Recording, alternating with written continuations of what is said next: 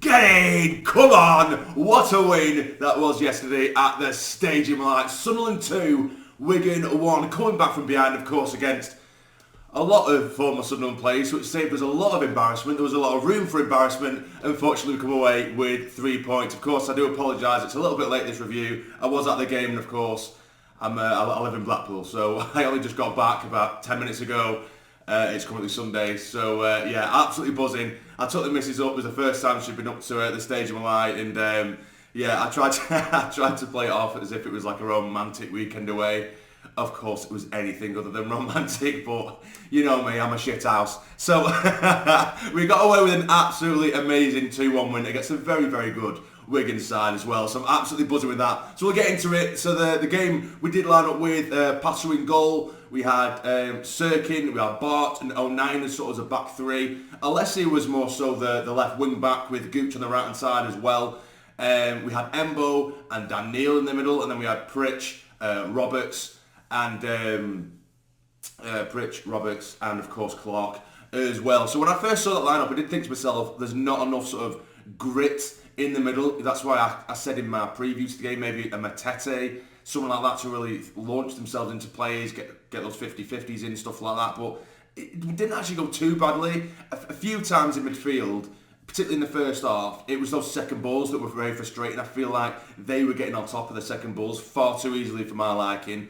We weren't getting in the face, in the middle. Everywhere else on the pitch, I wasn't too, I wasn't too unhappy with. We're still making chances. Again, it was that situation of we don't have a striker on the pitch, but we're creating chances. Going forward, Patrick Roberts looked absolutely outstanding. He was unplayable at times yesterday. Even in that first half, him cutting inside from that right-hand side, he was unstoppable. Even at times, it's mad because you can predict what he's going to do. But if you're that good at what you're going to do, it doesn't matter if you're predictable or not, because no one can do anything against you. Because the way he wriggles in between midfielders and defenders alike, it was unreal. And at times, when we didn't look threatening, we go through that sort of 10-minute phase of not looking particularly threatening. We keep hold of the ball, but without doing anything, he just pick it up out of nowhere. Do you know what I mean? And he creates something of his own. And the sort of back end of that first half, the sort of last 10-15 minutes, he had a good 3 chances where he just created himself, cutting in from right to left, as I say, then swiping it across goal, and it'd go just wide, or agonisingly past the back post. We had a goal disallowed as well, which I've had a look back at, and you can't get a brilliant angle, but I spoke to a few people who seem to be in line with it, and they have said that they think it was onside. I was very dubious as to whether it was on or off as well. So it was a really good interchange in play. Slipped Patrick Roberts in, and he passes it into the back of the net, and apparently it was offside. And of course, then we go a goal down after what was a relatively decent display. Again, we were a bit sloppy in possession at times in the first half, but Wigan, for me, they didn't look too threatening. A couple of counters here and there, but and a little bit of sort of scrappiness in the box. And other than that, they didn't look massively threatening. For me, they didn't anyway. A few half chances, as I say, but then of course it is Charlie White. We have to put some respect in his name. It's come back as well from what he's been through. I've mentioned it before. They worked it well down the side. Put it across the box, and there's Charlie White. He's a poacher. He knows what he's doing. And he puts the ball in the back of the net, and he knee slides into his celebration, and rightly so. Why wouldn't he? But yeah, so it's 1-0 at half time. I'm thinking, how the hell would it come back from here? Because we're barely scoring goals as it is. Can we at least maybe claim the 1-1 draw that I predicted?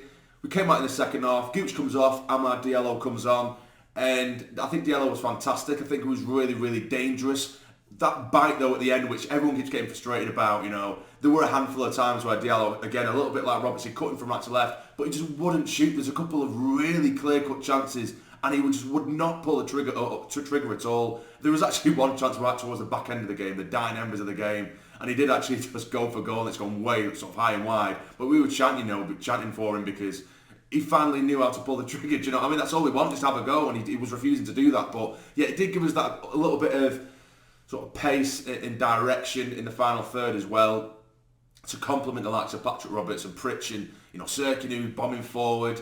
So we did get the equaliser quite quickly in that second half. Again, excellent build-up play. You got the overlap from Sirkin, puts it across goal, and there's Embo, who holds his run really well in the centre circle, and he puts it, or in the centre of the box, should I say, and then he puts it into the back of the net. Easy, simple goal, and we didn't let off from there. We were just piling and piling and piling on the pressure without having that final touch, you know. And they brought on Ashley Fletcher, who proved to be a bit of a nightmare, to be fair, because Danny Bart, in all fairness, I think he was brilliant against Wyke. And something I was having a conversation with Michael Bowers, because I was sat with him throughout the game as well. You know, when Charlie Wyke was playing for us, we were going mental because he never seemed to win anything. Do you know what I mean? You know, you got players backing into him and he'd be pushing the ground all the time, but they weren't giving him much. There was a couple of little occasions where I think he did throw himself to the ground, and you know he knows what he's doing, but the referee's bought it when he's dived essentially. But there were a few times, you know, where he's manhandled and the ref don't give anything. But then you have Clark at the other end, who's half Wyke's size, who's getting absolutely battered, and he's trying his best to hold his ground and stay on his feet so he can turn his man. Whereas Wyke, all he was doing constantly was just throwing himself to the floor, but that's his game. And it just makes me think, you know, if he just stayed on the ground a bit more, he'd be one hell of a striker. You know, he's a decent striker as it is, Charlie Wyke, on his day. But, you know, if he stayed on the ground, it could be even better. It just made me think, you know, because I did used to complain all the time how Charlie Wyke used to get nothing from referees. But either way, so yeah, when Ashley Fletcher come on, you know, he did start to ruffle some feathers. He's a really strong physical lad, Fletcher. We know what he's about. And Danny Bart did struggle with him a little bit at times, and Alessi, you know, he hit him hard a few times. Alessi had to because he is such a strong lad. But as I was mentioning, you know, generally Bart was winning everything against Wyke in terms of aerial duels. But then when Fletcher come on, it did really start to mix it up a bit up top. But we did go forward again, and we did make it 2-1. It's a brilliant play on the right hand side this time. Ball comes across goal. There's Dennis Sirkin. He leaves like a salmon at the far post, bang, into the far corner, into the back of the net. Centre fans, mental. Bless my missus as well. She was so ill, and everyone just turns around and just throws themselves at us, and she's just there in the middle of it. Oh, bless her soul. How she's still with me, I do not know. But but yeah, it was absolutely amazing. It was a cracking finish as well. And it's not like we stopped there, do you know what I mean? As soon as we made it 2-1, we were still going for it. Well, that chance with Diallo, and there was a couple of half chances, you know, Patrick Roberts still going for it.